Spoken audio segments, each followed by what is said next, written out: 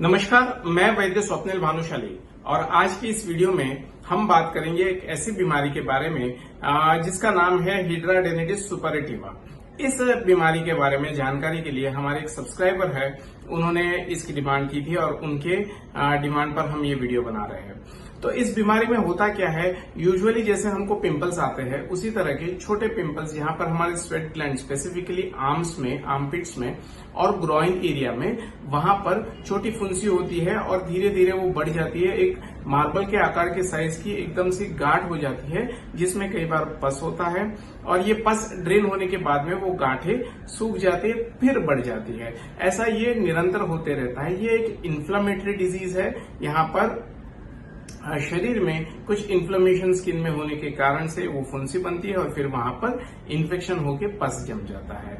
तो इसके होने के जो कारण है, जैसे मैंने बताया कि इन्फ्लेमेशन है, स्वेट ग्लैंड्स, कुछ हार्मोन्स के इश्यूज है, जो हमारी स्वेट की ग्लैंड्स है, श्वेत ग्रंथि जो बोलते हैं, उनमें किसी तरह का अवरोध आ जाए तो ये प्रॉब्लम हो सकती है।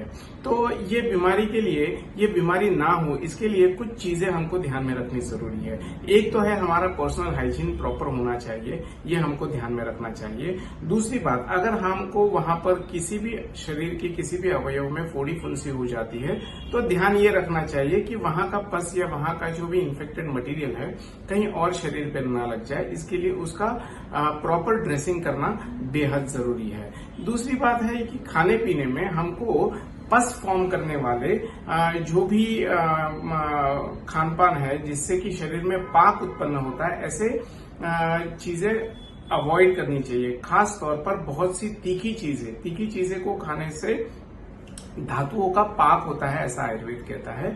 उसके साथ साथ जो चीजें जिनमें गुड़ या शक्कर ज्यादा है, शक्कर से बनी हुई चीजें, गुड़ से बनी हुई चीजें, मैदे वाली चीजें, आटे वाली चीजें, चने का दाल, ये जो चीजें हैं ये खाने से शरीर में पाक की उत्पत्ति ज्यादा होने लगती है। तो कोशिश यही करनी चाहिए कि जितना हो सके उतना बेकरी फूड है, शक्कर वाले स्वीट्स, कोल्ड ड्रिंक्स वगैरह चीजें हैं, मिठाइयां हैं, इनका त्याग करना चाहिए। खाने में हरी सब्जियों का उपयोग ज्यादा से ज्यादा करना चाहिए।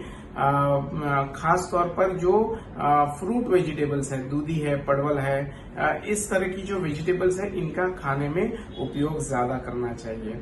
जितना हो सके उतना जो सर्केडियम रिदम है हमारा, यानी कि समय से सोना, समय से जगना, इसको फॉलो करना चाहिए। रात को जागने से हमारे शरीर की हार्मोन्स की सिक्रीशन की जो भी गतिविधियां है वो डिस्टर्ब हो जाती है और शरीर में ये एंड्रोजेंस जब बढ़ जाते हैं तो ऐसी प्रॉब्लम्स आना शुरू होती है।